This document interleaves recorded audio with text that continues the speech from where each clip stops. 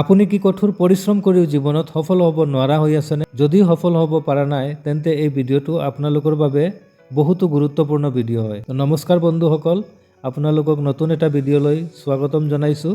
আজিৰ এই ভিডিঅ'টোত মই দুটা গুৰুত্বপূৰ্ণ বিষয়ত আলোচনা কৰিম। বিষয় দুটা হ'ল গ্ৰ'থ মাইণ্ডছেট আৰু ফিক্সড মাইণ্ডছেট।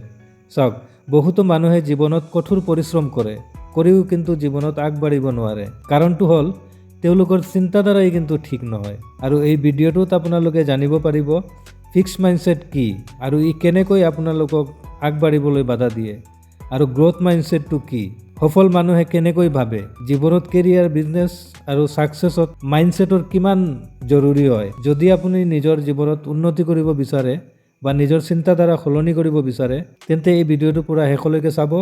আৰু ভিডিঅ'টো চাই যদি ভাল লাগে তেনেহ'লে এটা লাইক কৰি ভিডিঅ'টো বন্ধু বান্ধৱসকলৰ লগত শ্বেয়াৰ কৰি দিব, আৰু চেনেলটো ছাবস্ক্ৰাইব কৰি বেল আইকন প্ৰেছ কৰি ল'ব আৰু অলটো চিলেক্ট কৰি ল'ব, যাতে এনেকুৱা ধৰণৰ ভিডিঅ'ৰ নটিফিকেশ্যনবোৰ আপোনালোকে প্ৰথমতেই পায়। তো বন্ধুসকল, আজিৰ এই ভিডিঅ'টো যদি আপোনালোকে মন দি শুনে বা চায় তেতিয়াহ'লে কিন্তু আপোনালোকৰ চিন্তাধাৰা বা আপোনাৰ জীৱনটো সলনি কৰিব পাৰে। তো বলক আজিৰ ভিডিঅ'টো আৰম্ভ কৰোঁ। প্ৰথমতে আপোনালোকে জানি লওক মাইণ্ডছেট মানে কি। মাইণ্ডছেট বুলিলে কি বুজায়? বন্ধুসকল, মাইণ্ডছেট মানে হৈছে জীৱনক কেনেদৰে ভাবোঁ বা কেনেদৰে চাওঁ আৰু কেনেদৰে আমি সিদ্ধান্ত লওঁ। চাওক, এটা সৰু এক্সাম্পল দি বুজাইছোঁ। ধৰি লওক দুজন মানুহ যিকোনো এটা জটিল পৰিস্থিতিত পৰিল, আৰু এজন সেই পৰিস্থিতিৰ আগত হাৰ মানি ল'লে আৰু আন এজনে সেই পৰিস্থিতিক ফেচ কৰি, পৰিস্থিতিৰ লগত যুঁজি তাৰ পৰা শিকি বাহিৰলৈ ওলাই আহিল বা এই পৰিস্থিতিৰ পৰা বাহিৰলৈ ওলাই আগবাঢ়ি গ'ল। তো এতিয়া এই দুজনৰ মাজৰ পাৰ্থক্যটো কি? পাৰ্থক্যটোৱেই হৈছে মাইণ্ডছেট। এই মাইণ্ডছেটেই হৈছে দুই প্ৰকাৰৰ, এটা হ'ল গ্ৰ'থ মাইণ্ডছেট আৰু এটা হ'ল ফিক্সড মাইণ্ডছেট। তো আহক এতিয়া এই দুইটাকেই আমি ভালকৈ বুজি লওঁ। চাওক, ফিক্সড মাইণ্ডছেট মানে কি বুজায়? ফিক্সড মাইণ্ডছেট মানে হৈছে মই যেনেকুৱা আছোঁ তেনেকুৱাই থাকিম, মই সলনি হ'ব নোৱাৰোঁ। ফিক্সড মাইণ্ডছেট থকা মানুহে এইটোকেই বিশ্বাস কৰে যে মোৰ বুদ্ধি সীমিত, মোৰ বুদ্ধি ইমানেই আছে, মোৰ ক্ষমতা ফিক্সড, মই নতুনকৈ কিবা শিকিব নোৱাৰোঁ, আৰু মোৰ মানে যি শক্তি আছে ইমানেই, তাতকৈ বেছি নাই, মানে এইটো ফিক্সড। আৰু ফিক্সড মাইণ্ডছেট থকা মানুহে কেনেদৰে ভাবে জানেনে?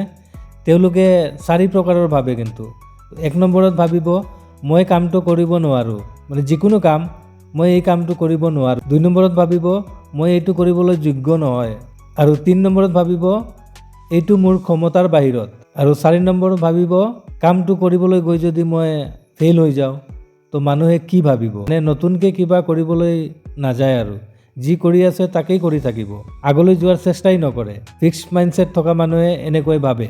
আৰু ফিক্সড মাইণ্ডছেট থকা মানুহবোৰৰ কিন্তু লক্ষণো 4 প্ৰকাৰৰ হয়। 1 নম্বৰ লক্ষণটো হ'ল চেলেঞ্জৰ পৰা পলাই যায়। এই মানুহবোৰে কঠিন কাম কৰিবলৈ ভয় কৰে। 2 নম্বৰ হ'ল বেছি পৰিশ্ৰম নকৰে, কাৰণ তেওঁলোকে ভাবে পৰিশ্ৰম মানেই মোৰ ক্ষমতা নাই। আৰু 3 নম্বৰ হ'ল ভুলৰ পৰা শিকিব নাজানে। ভুল মানে তেওঁলোকৰ বাবে শেষ, আৰু একো নাই, মানে ভুল হ'ল আৰু এতিয়া শিকিবলগীয়া মোৰ একো নাই, মই এই কামটো কৰিব নোৱাৰোঁ। এইটো হৈছে 3 নম্বৰ লক্ষণ। আৰু 4 নম্বৰ লক্ষণটো হ'ল আনৰ সফলতা দেখি জ্বলে তেওঁলোকে, কাৰণ তেওঁলোকে ভাবে মই কেতিয়াও এনেকুৱা হ'ব নোৱাৰোঁ। আৰু এইটোৱেই হৈছে ফিক্সড মাইণ্ডছেট, মানে আগবাঢ়িব নিবিচাৰে, আৰু যি য'তে আছে তাতেই থাকে, চেষ্টা নকৰে। এতিয়া আহক আটাইতকৈ গুৰুত্বপূৰ্ণ বিষয়টোলৈ, গ্ৰ'থ মাইণ্ডছেটটো কি?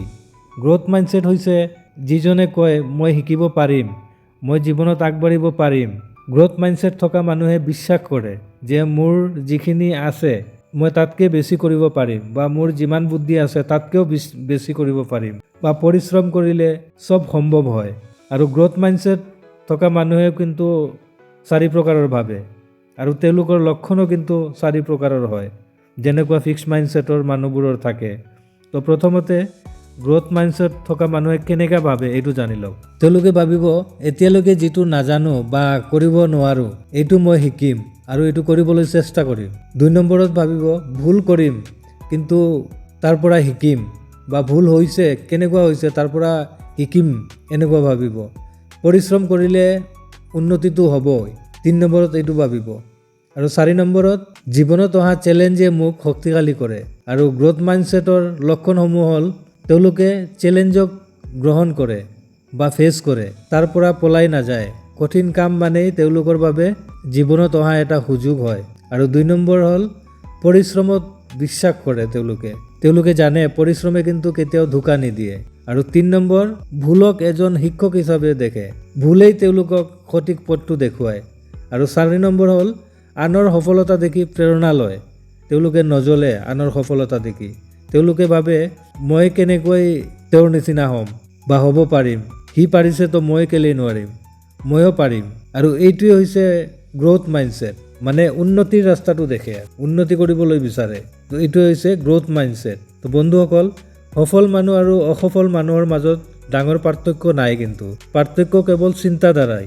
তো এতিয়া ফিক্স মাইণ্ডছেটক গ্ৰ'থ মাইণ্ডছেটলৈ কেনেকৈ সলনি কৰিব, আপুনি কেনেকৈ গ্ৰ'থ মাইণ্ডছেটক গঢ়ি তুলিব পাৰিব এইটো জানক। চাওক, জীৱনত আগবাঢ়িবলৈ হ'লে বা সফল হ'বলৈ গ'লে প্ৰথমতে কিন্তু আপুনি আপোনাৰ মাইণ্ডছেটক চেঞ্জ কৰিব লাগিব। ফিক্স মাইণ্ডছেটত থাকিলে কিন্তু আপুনি য'ত আছে তাতেই থাকি যাব। গতিকে ফিক্স মাইণ্ডছেটক আপুনি গ্ৰ'থ মাইণ্ডছেটলৈ সলনি কৰক। এইটো কিন্তু কোনো ৰকেট চায়েন্স নহয়, এইটো একেবাৰে সহজ। কিন্তু আপুনি 4টা অভ্যাস বনাই লওক আৰু তাৰ পৰাই আপোনাৰ গ্ৰ'থ মাইণ্ডছেটটো গঢ়ি উঠিব। 1 নম্বৰ অভ্যাসটো হ'ল আপুনি যিকোনো কামক নোৱাৰো কোৱাটো বন্ধ কৰিব লাগিব। আপুনি ক'ব মই পাৰিম, মই চেষ্টা কৰিম কৰিবলৈ। মনত সদায় এইটো ভাবিব যে মই শিকিমেই, এবাৰত নোৱাৰিলে 100 বাৰত কৰিম, এদিনত নোৱাৰিলে 100 দিনতে শিকিম, কিন্তু মই শিকিমেই আৰু কৰিম। মনত সদায় কনফিডেণ্ট ৰাখিব। আৰু 2 নম্বৰ হ'ল জীৱনত অহা চেলেঞ্জক ফেচ কৰক, তাৰ লগত যুঁজক, চেলেঞ্জৰ পৰা পলাই নাযাব। চেলেঞ্জ মানে ভাবি ল'ব জীৱনত এটা সুযোগ আহি আছে আৰু ভুলৰ পৰা নপলাব, ভুলক মানি ল'ব এজন শিক্ষক। ভুল নকৰিলে কিন্তু আপুনি শিকিবও নোৱাৰিব, গতিকে ভুলক লাজ নকৰিব, ভুল কৰিলেই আপুনি শিকিব। আৰু 3 নম্বৰটো হ'ল পৰিশ্ৰমক সন্মান কৰক। টেলেণ্টতকৈ কিন্তু পৰিশ্ৰম বেছি দৰকাৰী হয়। আপোনাৰ খালি টেলেণ্ট থাকিলে নহ'ব, আপুনি পৰিশ্ৰম কৰিব লাগিব আৰু পৰিশ্ৰমে কিন্তু কেতিয়াও ধোকা নিদিয়ে। গতিকে আপুনি আপোনাৰ টেলেণ্ট অনুযায়ী পৰিশ্ৰম কৰক। 4 নম্বৰ হ'ল নিজৰ তুলনা নিজৰ লগত কৰক, আনৰ লগত নকৰিব। আনৰ সফলতা দেখি নজ্বলিব, আনক চাই প্ৰেৰণা ল'ব। মনত এইটো ভাবিব তাৰ দৰে ময়ো এদিন সফল হ'ম, কিন্তু তেখেতৰ কপি নকৰিব। আপুনি আপোনাৰ টেলেণ্ট হিচাপে পৰিশ্ৰম কৰিব, সফল হ'বলৈ চেষ্টা কৰিব লাগিব। কিন্তু তো বন্ধুসকল, এইটো সদায় মনত ৰাখিব, আপোনাৰ চিন্তাধাৰাই কিন্তু আপোনাৰ ভৱিষ্যত গঢ়ে। যদি আপোনালোকে আজিৰ পৰা এই গ্ৰ'থ মাইণ্ডছেটক গ্ৰহণ কৰে আৰু এই 4টা অভ্যাস জীৱনত প্ৰয়োগ কৰে, তেন্তে কিন্তু কোনো শক্তিয়ে আপোনাক আগবাঢ়িবলৈ ৰখাব নোৱাৰে। আপুনি জীৱনত সফল হ'বই। আৰু জীৱনত হাৰ মানি লোৱাৰ আগতে নিজকে একবাৰ সুধিব যে মই শিকিব চেষ্টা কৰিছিলোঁ নে নাই, মই কৰিবলৈ চেষ্টা কৰিছোঁ নে নাই, বা চেলেঞ্জক ফেচ কৰিবলৈ চেষ্টা কৰিছিলোঁ নে নাই, নিজক একবাৰ সুধিব। তাৰ পিছতে হাৰ মানিব, আগতে হাৰ মানি নল'ব। বন্ধুসকল, আশা কৰোঁ আজিৰ পৰা আপোনালোকে আপোনালোকৰ মাইণ্ডছেটটো চেঞ্জ কৰিব আৰু কমেণ্টত লিখিব ভিডিঅ'টোৰ পৰা কি শিকিলে। আৰু ভিডিঅ'টো চাই যদি ভাল লাগে তেনেহ'লে এটা লাইক কৰিব, বন্ধু বান্ধৱৰ লগত ভিডিঅ'টো শ্বেয়াৰ কৰি দিব আৰু চেনেলটো ছাবস্ক্ৰাইব কৰি ল'ব এনেধৰণৰ ভিডিঅ'বোৰ পাবলৈ। আজিৰ ভিডিঅ'টো মই ইমানতে সামৰিলোঁ। বেলেগ এটা ভিডিঅ'ত লগ পাম, তেতিয়ালৈকে সুখী থাকক, সুস্থ থাকক। জয় আই অসম।